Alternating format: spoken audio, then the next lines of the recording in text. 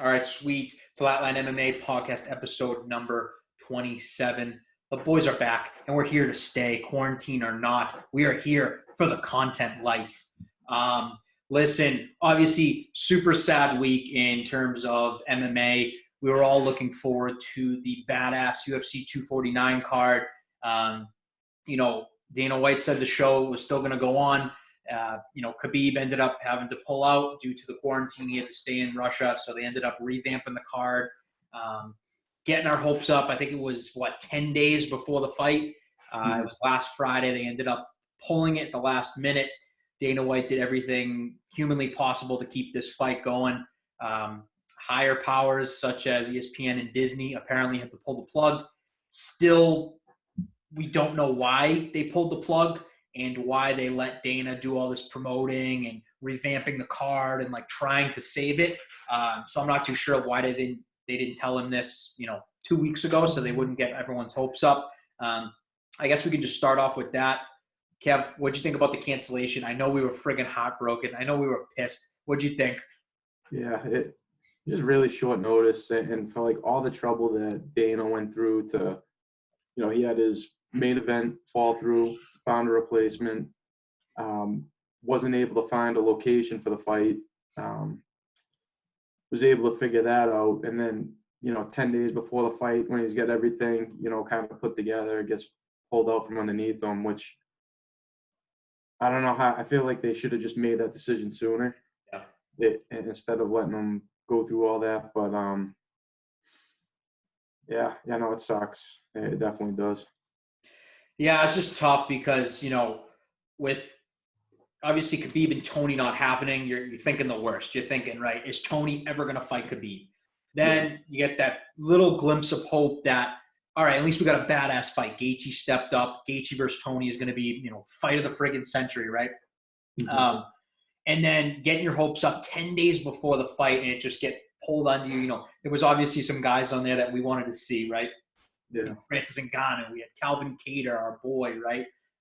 You got, Jacare Souza, Uriah Hall, Vicente Luque, Nico Price. There were just so many good fights that Dana White said, hey, we're going to try to revive this. I'm confident we're going to do this. Fight Island, all this stuff came out, and then it just got pulled right underneath us. So obviously super disappointing there. All events up until May 9th have been canceled within the UFC MMA world. So, the next couple of weekends, right? UFC Fight Night 173, which is going to be headlined by Anthony Smith, Glover Teixeira. That's getting canceled. Then we have UFC Fight Night 174, Jack Hermanson taking on Weidman. And then we come to UFC 250, which rumors came out yesterday. Dana White did an interview with Brett Okamoto. Basically, he's trying to make this, the first just super card of 2020. He's trying to, right all the wrongs. Obviously, literally not his fault that this thing happened. He tried to keep UFC 249, there until the very end. He got pulled the plug at the last moment. Nothing he could do, but he's trying to make things right, and he's trying to put together the most badass card I think ever assembled. Looking like 3 title fights right now. Originally, UFC 250 was going to be in Sao Paulo, Brazil. Obviously, location is still be determined. We don't know if it's going to be at the UFC Apex in Vegas or is it going to be Fight Island or whatever the hell is going to happen. But just to name a couple fights on here, we got headlined by Ferguson Gaethje.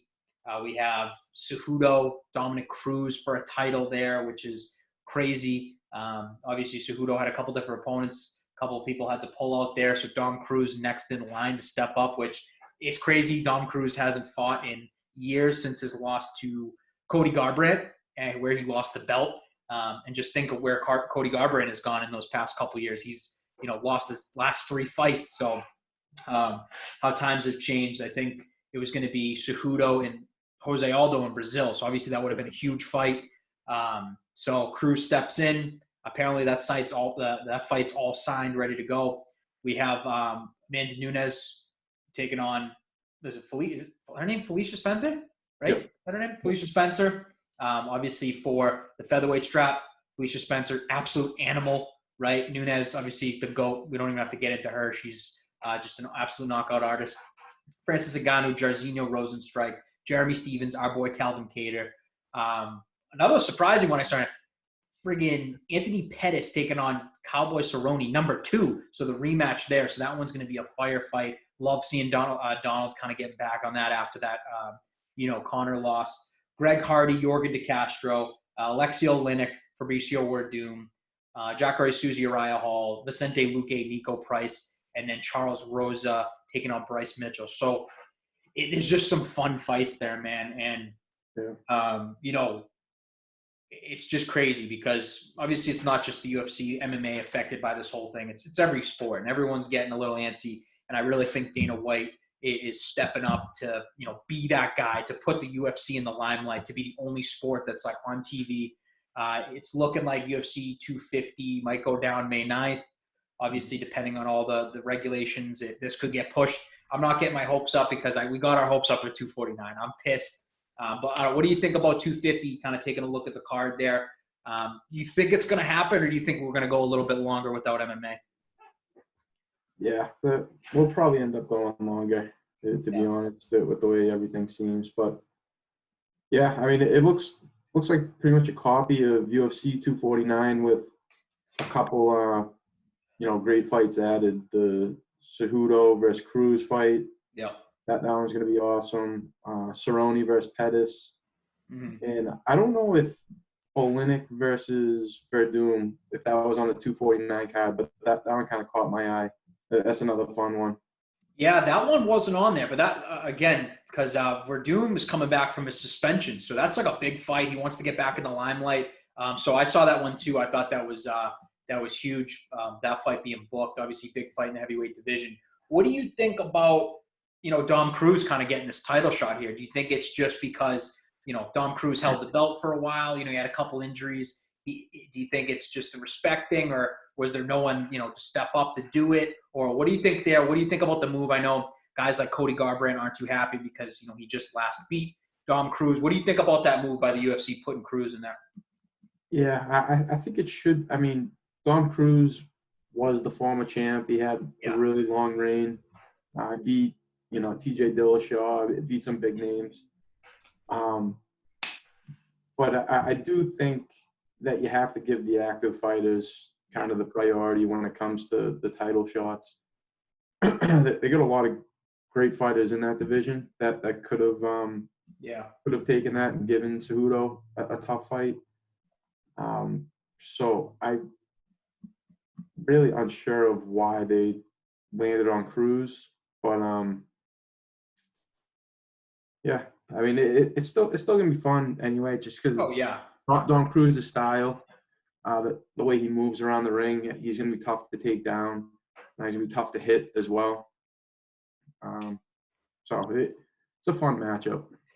Yeah, no, it definitely is, and I'm one of the biggest Dom Cruz fans ever. Even coming off of his loss from Cody Garbrandt, he had a couple big fights. He unfortunately had to pull out due to injury. He's pretty injury prone, but still one of my favorite fighters ever. He's unreal on the mic. His trash talk is on point, and he just fights like a savage, man. He had his reign with the belt, and I definitely think he could win it again. Barring not getting injured anymore. But I do question the call on this one, just because you look at the bantamweight division, like you just said, it's stacked. Like you got guys like Peter Yan or Corey Sandhagen, right? You got Aljamain Sterling. Like you got guys that definitely deserve it, and not coming off losses, right? Obviously, everyone questioned the Jose Aldo one. Obviously that just got pulled, right? But I look at that top five, and I'm kind of just like, did these guys not step up? Did Dana White not choose them? I'm curious to see how that decision came about, because I look at a guy like someone like a Sandhagen who's on an absolute tear. Peter Yan, who just beat Uriah Faber. I know obviously Faber's old, whatever, but still a great win. And people know Peter Yan for having ridiculous boxing. I don't know if this was a Henry Cejudo call out, because I know he's been doing these ridiculous call outs that he could have affected it. But yeah. Definitely. I don't hate it because I'm a big Dom Cruz fan, but I know there's some guys that are more deserving. But at the same time, Dom Cruz did reign over that division for a little bit, and he just lost his belt a couple years ago. So it's definitely nice to see him get back in there, barring any injuries, and getting, trying to get that belt back against Cejudo. So I do respect it, but I could, the people in the top five are definitely pissed off about that one. Yeah. But yeah, and then some other ones that just really kind of jump off the page at me. A women's one that I think is going to be super interesting. Carla Esparza taking on Michelle Watterson. I think that's going to be a fun one. Those two girls are scrappy as hell. You know, when you see, you know, those two, they always come to fight, right? Michelle Watterson has a friggin' ridiculously big heart. We saw it in her last fight. She took an absolute beating, but she came back and she fought hard. So, and obviously, Carla Esparza has been at the top of the division for a while now. So that one's going to be scrappy as hell. And then what do you think about, just because obviously everyone loves Donald Cerrone, coming off the loss from Conor McGregor, Donald Cerrone taking on Anthony Pettis, the rematch. What do you think about that one, especially the way these two guys have evolved? I think this is a perfect fight for both of them, to be honest. Yeah. Yeah, I'm thinking Pettis wins that fight, to be honest. I see, you know, Cerrone seems to be taking too many shots in his recent fights, and I think Pettis just has the striking skill to just to beat him, you know. And I don't see the fight going to the ground. I don't, you know, I see Cerrone attempting to take down, Pettis attempting to take down. So I see it being on the feet mostly. And I think Cerrone has just been getting hit too much. Yeah. Yeah, I think, you know, you look at that matchup, right? You got two guys who, you know, they're on some skids, right? They're definitely not, you know, where they're used to, right? On winning streaks, you know, fighting for title, stuff like that. I look at someone like Anthony Pettis, who was on the top of the sport at one time, right? And he's had a rough run. He went up to welterweight, then he came back down. Like he went back up, came back down. I think this is a perfect fight for both of these guys. I know in the first fight, Pettis got the best of, you know, Cerrone with a vicious kick to the body. I'm curious to see how Cerrone's going to come back from the McGregor loss because, you know, we've seen what Cerrone can do against, you know, top-level guys. You know, he's beaten, you know, before he went on the skid, which, I mean, his skid includes Tony Ferguson, Justin Gaethje, and Conor McGregor. That's not too bad to go on a skid against, right? But before that, he got Yancy Medeiros, Mike Perry, absolutely humbled Alexander Hernandez. And then he took on Al Iaquinta, who Al Iaquinta just went 5 rounds with Khabib not too long ago before that fight. So, and he tooled Al, literally tooled Al. So it depends what Donald Cerrone shows up that night, because there's the Donald that just can't seem to get past the limelight. And when there's big fights, he tends to kind of shy away. Or is it going to be the Donald that doesn't give a shit and he's going to knock Pettis out? You know what I mean? Like that's what I'm looking forward to. And it's the same with Pettis. I feel like they're both very similar. Like they tend, I know Pettis won the belt and all that stuff, but ever since Pettis won the belt, he kind of shied away from the big fights. And in those big moments, he just couldn't deliver, right? And I think that's where Cerrone's at. So I think this is going to be a friggin' bloodbath. I think both these guys are going to kill each other. You know, you tend to see Pettis kind of quit. I think his past couple fights, you know, me and you have noticed it too. He's quit a little bit. You know what I mean? And he hasn't been doing what he's good at. And I think that's where Cerrone can capitalize on this kind of Pettis. And if the strong Cerrone that everyone knows and loves shows up, I'm going to go Cerrone on this one because either way, this is going to be a fun fight. But I think Cerrone's going to redeem himself after that Conor loss. I really do. But yeah, well, any other fights kind of just jump out to you? I know we talked about a lot of them on the last show. I know we have, you know, Luque and Nico Price. That's going to be an absolute banger. Charles Rosa taking on Bryce Mitchell. Obviously, those are two kind of Bryce Mitchell, up-and-comer from Tough. Charles Rosa, he's got a couple fights under his belt. That one's going to be a fun one. Those guys come to fight. I think, I mean, in terms of, as we talked about, you know, really most of these, the Oleinik and Verdum fight, I think that one's one of the more interesting ones in the card just because we haven't seen Verdum in a while. Oleinik is just super active all the time, so curious to see those guys. But any other ones kind of jump out to you? No. I mean, I did have some thoughts on the main event. I was a little confused on why they rebooked that fight, just because, you know, they made the fight to save the 249 card. Then that fell through. What I was thinking was what would make more sense is have Conor Gaethje as an interim fight, and then have Ferguson and Khabib fight in September for the actual belt, and then just do a unification after that. Yeah, I was thinking the same thing. I'm like looking at this right now, and I'm like, who requested this? Was this Gaethje, like, you guys promised me a shot at the interim title, like I need to do this? Or is this Tony being like, you guys keep screwing me. At least I need a title in line. I want to fight. Because knowing Tony, that sick bastard, he already put out a tweet and an Instagram the other day of saying, hey, Justin, you're going to be on weight on Friday. So he's already cutting weight. He's like going to do this, and then he's going to cut more weight 3 weeks from now. It's like crazy. But you're right. I don't understand the move. I know Khabib cannot fight because of Ramadan, and Ramadan starts in May, I think, right? Is that Yeah, something like that. something like that? So people are like complaining, like, why is this fight happening? Why isn't Khabib fighting? Khabib has Ramadan. He takes that very seriously. So they just rebooked Gaethje Ferguson, which I'm not pissed about, but I agree. I think for all the shit that Conor talks and talking about like how he's going to have his season this year, I really wish he stepped up and fought Gaethje for the interim title, like you said. I think that would have been badass. Yeah. The only thing that I'm thinking about that one is that usually with an interim belt, the next fight against the actual champ is the winner of the interim. So that there's going to be that gap where Ferguson would fight Khabib before the interim champ. Yeah. So that's like the only thing that I don't see working out. But I think it makes a ton of sense, especially if, say, well, what's it going to be, the 7th time or 6th time they put the fight together? If they were to do it in September, if that falls through again, that gives the winner of Gaethje Conor enough time to be prepared to step in and then just make that a unification bout. So I don't know. I just feel like Ferguson needs to fight Khabib, and him fighting Gaethje just, I don't know. There's a possibility that we might not see, Ferguson fight Khabib if he loses this fight. I was just gonna say, we're about one Gaethje round away from not seeing Tony Khabib, because if Gaethje gets into his mode, he said it. Gaethje goes, I got about 15 to 18 minutes of pure hell in me, and that's where. And after that, Tony's gonna get me. He was so brutally honest. He goes, I'm in trouble after those 15 to 18 minutes because Tony will annihilate me, and it's right. But at the same time, the first 2 rounds of a Tony Gaethje fight could go either way. I know we kind of did an in-depth analysis last podcast about it, but Tony's best chance is in the later rounds against Gaethje. Gaethje's best chance are in the first round, I'd say, mid-second round to beat Tony. But after that, Tony's not going to get tired. Gaethje's going to gas out, and then Tony's going to butcher him with the elbows. But the first round, Gaethje is, we took a poll on who's the hardest hitting 155-pounder.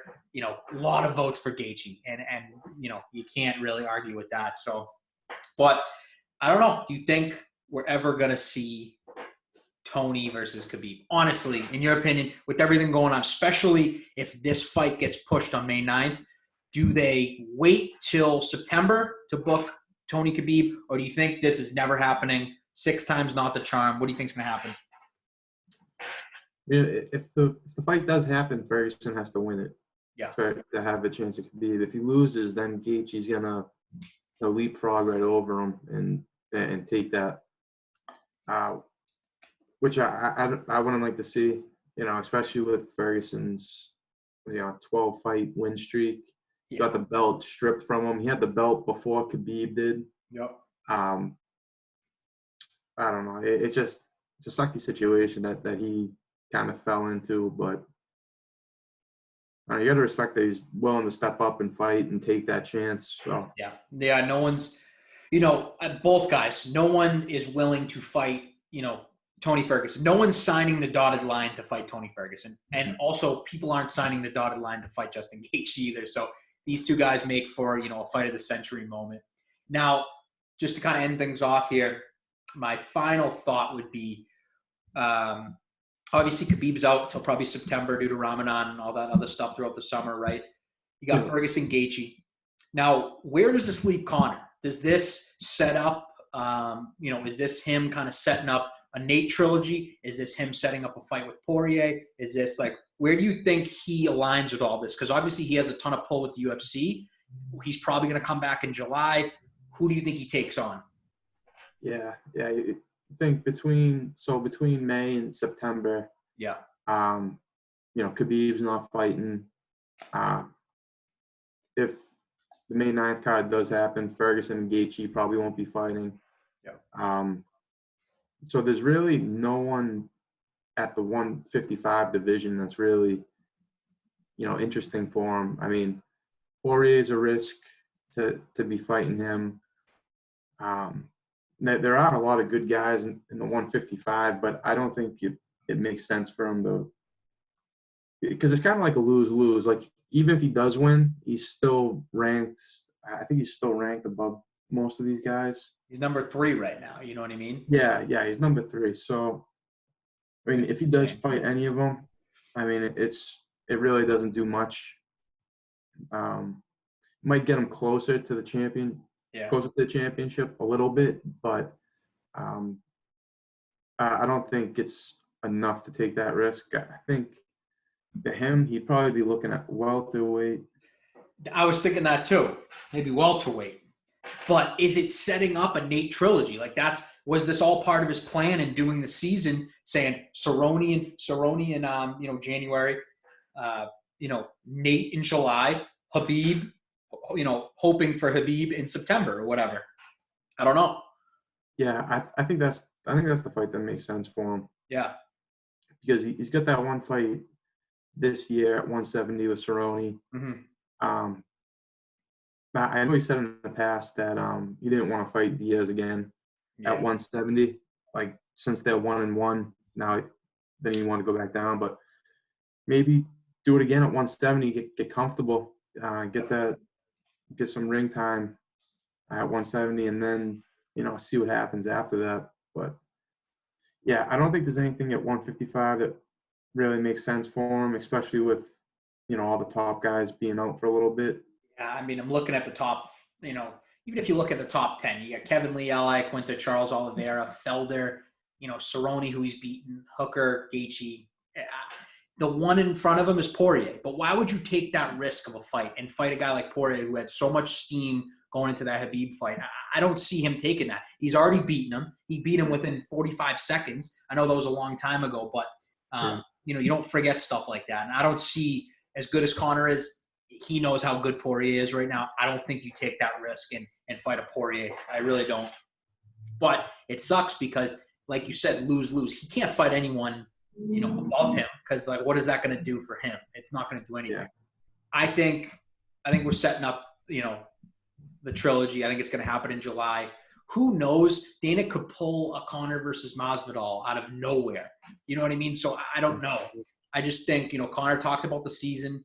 John Kavanagh really loved the matchup with Gaethje a lot, but obviously it looks like that's not happening. So I'm curious is what's going to happen next. And I think that's the exciting part about this whole, situation right now with the disease, because we don't know what's happening next. We don't know if May 9th is going to happen, because if May 9th doesn't happen, that should push Tony and Khabib to September, Gaethje, Conor in July. That's what I'm thinking. So it might not be the worst thing if the card gets canceled on May 9th. Obviously, it's badass. We want to see fights again. But I think stylistically, we want to see Tony Khabib.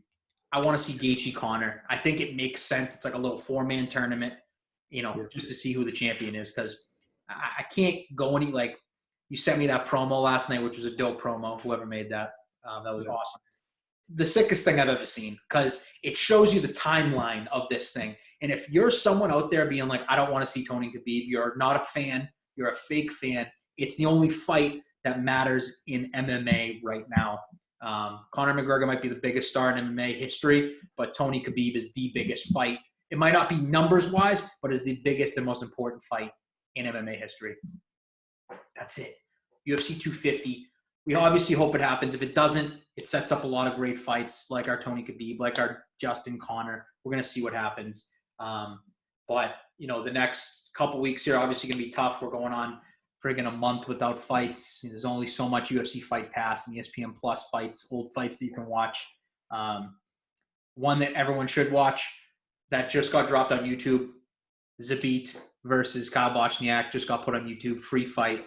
The third round was one of the greatest things ever. So watch that, because he's our boy, Gloucester guy. But yeah, that's all I had. Missed fighting.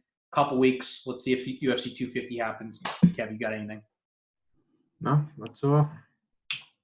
Listen, sport to everyone out there that's fighting this thing, COVID-19, to all the, healthcare workers, everyone out there that's still working. We appreciate you. Social distance yourself. Look, we've been social distancing forever. We've been doing this through Zoom for friggin' 7 months now, right? We're social distancing. Yeah. You should too. UFC, we hope you're back soon. Dana White, get everything done. We know you're trying your hardest here. And until next time, Flatline MMA. Peace.